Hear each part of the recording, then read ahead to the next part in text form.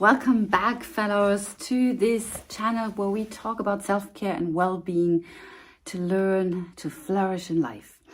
This session is around building stress resilience. If you want to learn more about that, then stick around for this session. Welcome to the series Mental Health Bites.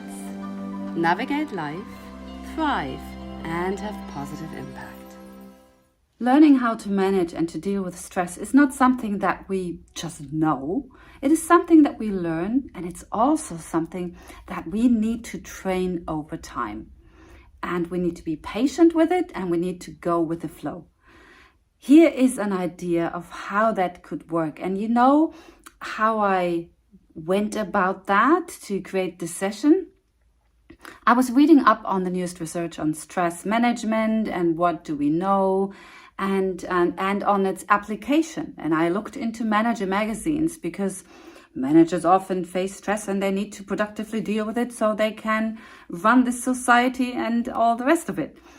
And so I looked there and I found that the way they talk about stress reminded me of physical exercise, of how you exercise a stress muscle in order to cope with it better. And then I thought about CrossFit, because that's something I've taken up 1.5 years ago.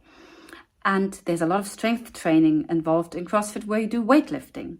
And I learned a whole lot about weightlifting, and I need to learn a whole lot more. But the one thing, actually two things I picked up from that relates to stress management and building stress resilience is how you learn to add weight to your bar to pick up more strength in your muscles by doing that over and over again, and by scaffolding how you do that. And that's the thing with stress. I need to go through a stress event and then reevaluate afterwards, how did that go? So when I pick up the weight bar and I have too much weight on it and I then can't really lift it up because my body will not carry the load. The way to find out is trying it and then seeing, hey, my posture is getting completely out of alignment. So when you have a stress period where you completely and utterly failed and had the feeling, I was faltering, first, how do you know? You will notice by your body, for example, that you get sick or you get headache or you get stomach ache and all that. You might feel that in your emotions by getting really angry or irritable or sad or frustrated. Or you might feel it in your thoughts, that you have worrying thoughts. If all of that comes, or one of that comes very strongly, you know that the stress load you had was too much. Yeah, okay, but you might have more of those stress loads in the future. So let's prepare for that. And again, borrowing from CrossFit, I put on a lighter load and carry that and really watch that my body alignment is in shape, so I don't harm myself when I pick up heavier weight. And once I've trained that enough, so my body has gained strength and more muscle mass, then I can add heavier load.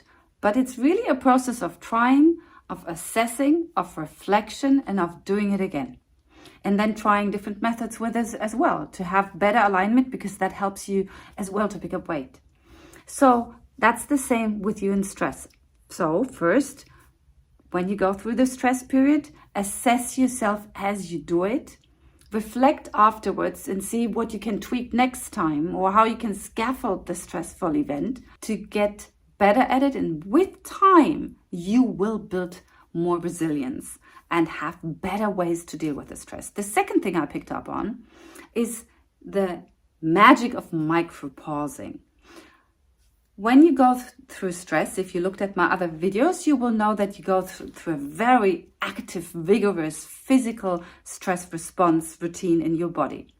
And that's all fine and dandy. Our body is built for that. It's not if it's too much and too long periods of stress, then we start to have negative side effects.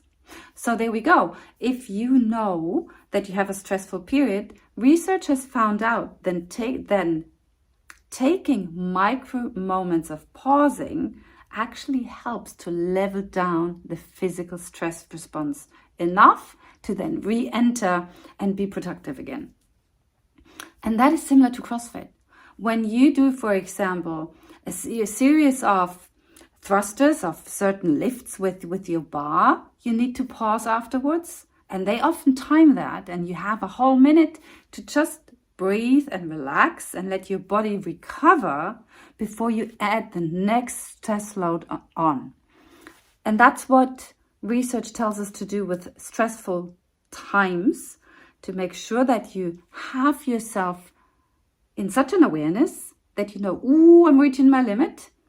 And just for 1 minute, I sit back, I step right back from my workload, I take a deep breath, I walk around the room, I step away from the child that I'm engaging with, and say, I'm just breathing for a moment, I'll be right back. All sorts of situations that stress you, you can take a different perspective for a moment, rest, and then retackle. And that already helps you not to go higher and more agitated. There we go. 2 tips to become more resilient over time. Again, stress training, stress management training needs to be practiced. And it will get better over time. You need to trust that, and you need to be patient enough to do it. I hope that helps. Maybe I see you at CrossFit. Maybe I see you here back at the channel. I'd love that. Take care of yourself and see you next time.